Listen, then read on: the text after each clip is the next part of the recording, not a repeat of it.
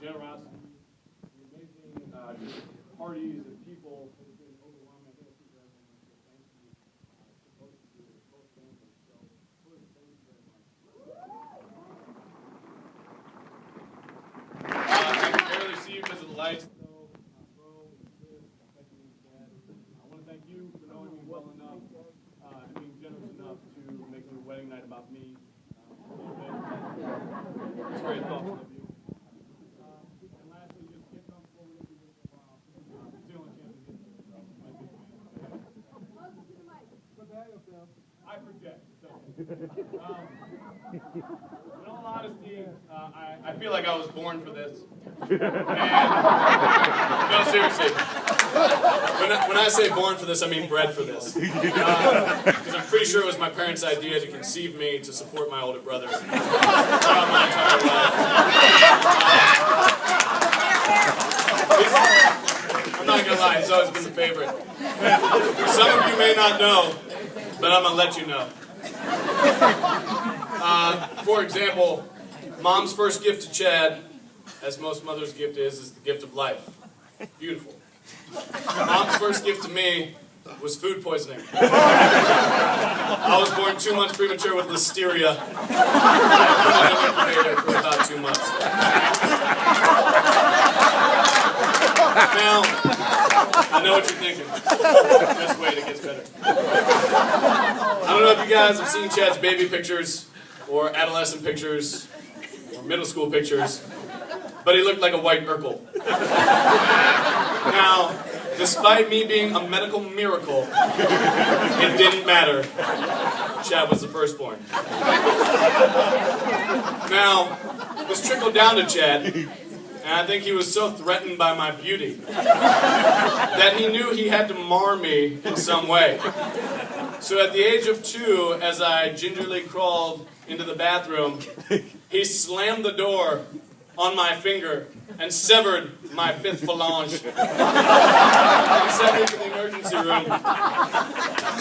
Now, instead of being chastised for this brutal act, Chad was given what I'm sure is many bowls of ice cream for the emotional trauma that he had to endure and the carnage that he had to witness. Whereas I was given a local anesthetic, a 3-night stay in a hospital, and a hand-me-down cape, and a lifetime of first dates having to answer the question, "Oh my God, what happened to your finger?" Appreciate that. Now, in case it's not blatantly obvious, Chad and I are both entertainers. I was headlining plays at the age of 5, while Chad was still playing scales and hot cross buns on his trombone. But that didn't matter. He was so gifted. I don't know if you've ever heard a 7-year-old play jazz on an awkward brass instrument, but let me tell you something. It ain't John Coltrane. Or Miles Davis. Yet every week, I was dragged to another musical reimagining in which 45 7-year-olds played jazz in an auditorium full of people. Which leads me to an unrelated thought. I am fully convinced that jazz musicians are all first children because there is not enough love in this world for second or middle children to support that and get them through that struggling artist phase.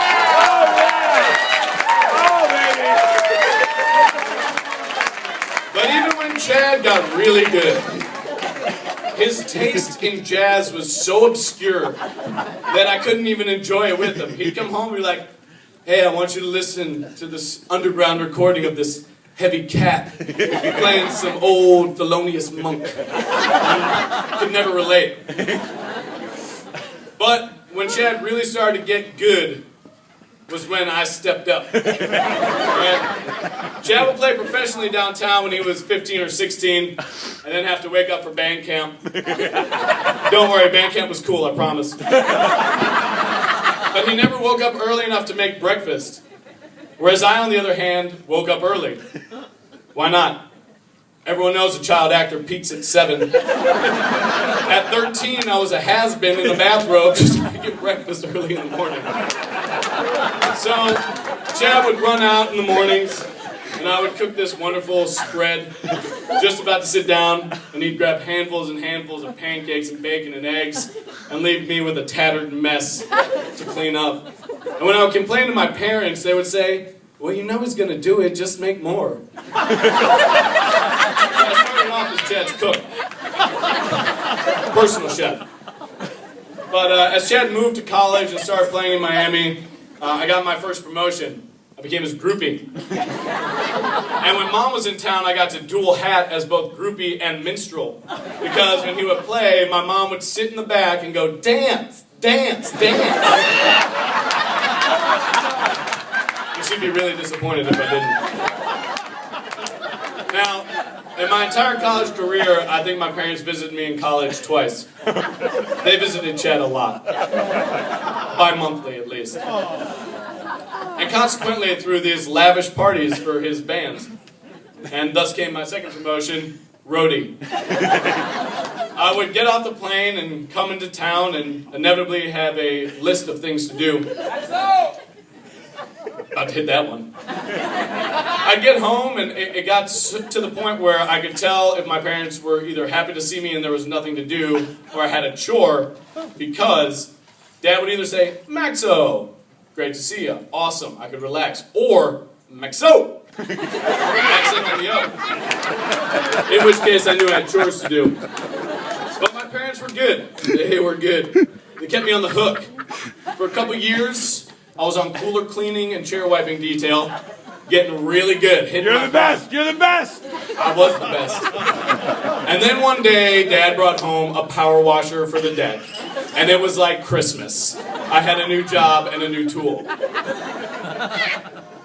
Now, you would think this kind of dynamic would destroy a brotherly relationship. You know, Cain and Abel comes to mind. But amidst our youthful squabbling, and when I would be at the peak of frustration and ready to renounce my brother as blood and brother, Chad would always find a way to bring us back to center as brothers. And he'd look at me, and I swear to God, he would say, "Hey, we never say we don't love each other, and we never say we're not brothers." And slowly I started to realize all the things that my brother was doing for me that I was a little too stubborn to pay attention to at first. I mean, first and foremost, he always protected me, whether in reputation or in force. He was hard on me in private. He used to kick the crap out of me. He was tough on me in private, but in public, he was the first person to pull up a chair and ask me to sit with his buddies at lunch when I was a new kid in school. He introduced me to his friends in college, who consequently became some of my closest friends, the guys we were standing up there with today. He supported my decision to join the Marines, even though at the time I knew that was something that he struggled profoundly with. It was something that was very hard for him to understand at first. And he was the first to champion my successes, but really more importantly, he was the first to console me through some of the hardest times when I got home, and bring laughter when I needed it, and inject the levity that really kept me sane and kept me Max. And for that, I'll be forever grateful. And somewhere along the way, I realized, I'm pretty sure it was at a Thanksgiving one night when we were just laughing our asses off together. I realized that my big brother, the guy who I've looked up to my entire life, the guy who was my best friend, was also my biggest fan. I love you, bro. And you mean the world to me.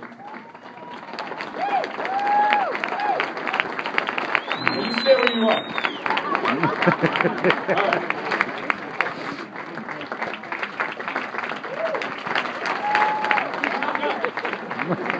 That's just the seventh inning stretch. Bonnie's not even crying yet. All right. Now that you know a little bit about Chad and myself, I want to talk a little bit about Chad and Becky. Essentially, what I've been trying to describe about Chad in probably a horrible way is his incredible capacity for empathy and for compassion, which kind of in turn brings balance to my life, and it brings balance to the lives of everyone around him. But sometime early in Chad's college career, I think he started to lose that balance in his own life, he became so immense in his music and in the life that followed. Long nights, loud music, hard drinking, weeks and weeks on the road, eating fast food. It really started to take its toll, and like so many, I love you. But it didn't matter because music was the thing that got him out of bed. But the best metaphor I can describe is kind of at the height of this. Normally his hair was kind of resigned to his shoulders and his back, but when he was deep in the life, it started to creep up his neck and onto his face, and by the end of it, he looked like a ZZ Top. But that's when he met Becky.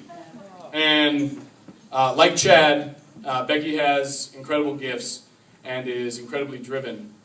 But she brought something to Chad which he needed most at the time, which was focus and just a healthy outlook on life.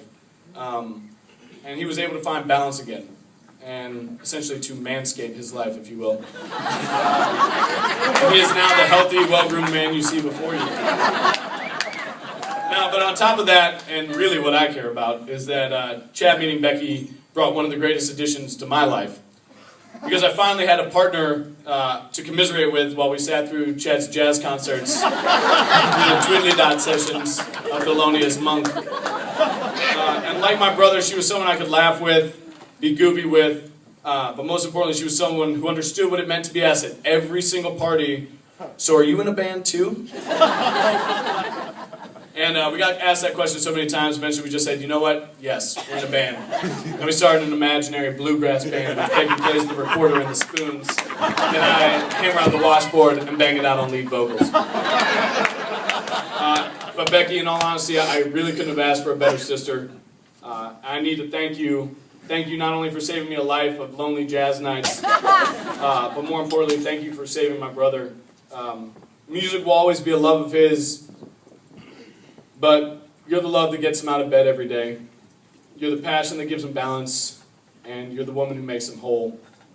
You are quite simply the love of his life. And for the first time in my life, I can say this without jealousy. I'm so happy that my brother gets to marry his best friend. And I'm so honored to call you my sister. I am your guys' biggest fan. I love you both.